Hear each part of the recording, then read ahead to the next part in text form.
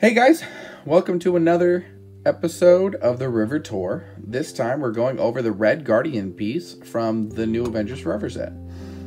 This is a really cool piece, and we're really excited to build around it. We finally got our last piece. So we're gonna look at Red Guardian. His keywords are Winter Guard and Soldier. That's not a lot of pieces to work with. Soldier is a very good generic keyword, and it goes on a lot of different pieces. The Winter Guard is only on like 7-8 pieces. One of them is in the set. It's the Prime Winter Hulk, and then there are legacy cards in this set for older Winter Guard pieces, so you can use them, but there's not a whole lot. He is a team-up piece, which I really like. This one right here, we've got the card. This comes in the legacy card packs with the legacy cards. So a little bit hard to get, but it's pretty good, and I recommend getting it immediately if you're going to play this piece. It just gives you a little bit of extra utility. So his theme team-up is Soldier Theme Team, and that ability says, if Red Guardian is part of the listed theme team, he has... at the beginning of your turn, you may choose Empower or Enhancement. Friendly characters with the Winter Guard keyword can use the chosen power until you choose again.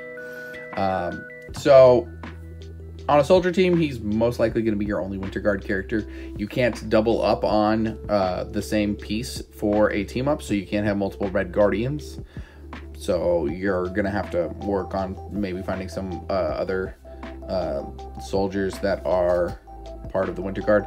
I'm sure there are some. I only know of the Winter Hulk from the set. It's the one I'm familiar with, and she does not have the Soldier keyword, so it wouldn't be part of that theme team, so you don't get this team up ability. But he gets it.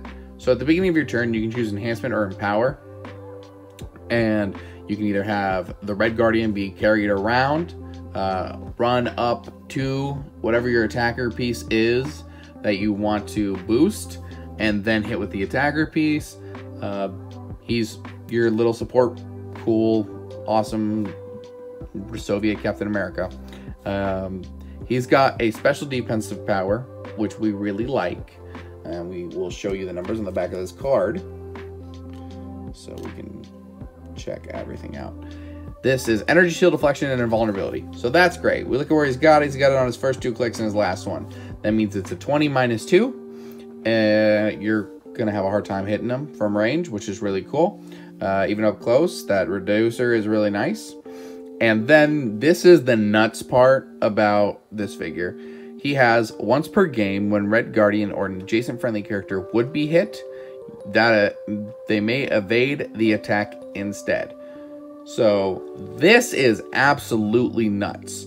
You can carry him next to whatever your main piece is, because he is only 50 points, and you'll probably have like 100, 150, maybe 75, something better than him, piece that is your main win condition. And if through your theme team probability controls, whatever prob and rerolls you have, whatever evasions, super senses, shape change you have on that character, if they manage to get through all that, and it's like a do or die situation, you're going to lose the game, you can just go, you missed, and he evades the attack. Even once per game, that's huge, because that one attack could cost them the game and throw you right into victory. That especially in super competitive events where you would just have the little time, because it only goes for a couple turns most games. That's a really good ability. The challenge is trying to figure out when you're going to use it, because you don't want to use it too early. This is really cool because it's not part of the team up ability. It's on his regular card. You could play 2 Red Guardians on the same team, build a soldier team with like Captain America, Black Widow, whatever, and then you have that ability twice because they both have the ability here. So you're gonna just dodge 2 attacks. That's great, and he can do it for himself. So even if he's like the last piece on the map, or this attack is very important, denying your opponent pieces when it comes close to time, super good. It's kind of like that Soviet middle finger, if you will, of just denying the opposition. If we come over here and we look at his card, he has 6 Clix, which is pretty fair, 50-point piece. His first 2 Clix are identical. A 8 with running shot with a range of 5. That's good. You get to cover 9 squares. That's really cool. And 11 attack, which is a very decent attack for a 50-point piece. He's got that 18 with that energy shield and vulnerability. And then he's got a 3 damage with leadership. Leadership is great on any team that you can get it on. Just to have those extra actions means you're just going to have a little bit more. And if you don't have leadership on your team, you're going to be kind of struggling. Then he goes to a charge piece, but he goes up in speed. So he got a 10, an 11 attack, and then a 17 with toughness. So he loses some of that defensive protection, but then he gets close combat expert. So if you're charging up and you're covering that 5 squares of distance, you're going to go to a 12-4. And you're going to hit most things and do a good chunk of damage. And then even from range, he's still an 11-3 on that. Same as the top dial. So you're going to have a better chance of hitting. Then on a second charge click, he does drop to a 10. That's sad. It's kind of weird that they just dropped that right there in the middle. But I understand not keeping it 11 for balancing.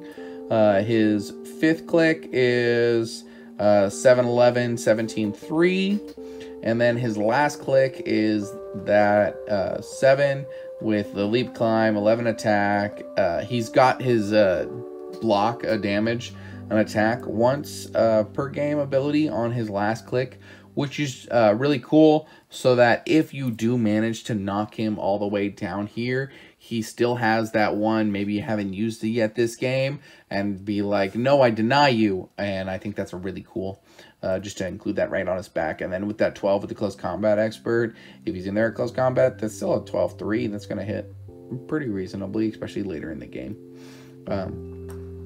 He is a very mute piece, right? There's not a lot of depth to him, but honestly, I think these 2 powers are very good. The fact that you can choose enhancement or empower, and he can become the extra support piece that you need, and then he'll always be next to your main guy, so you can use him for your theme team probs. That's a really cool ability.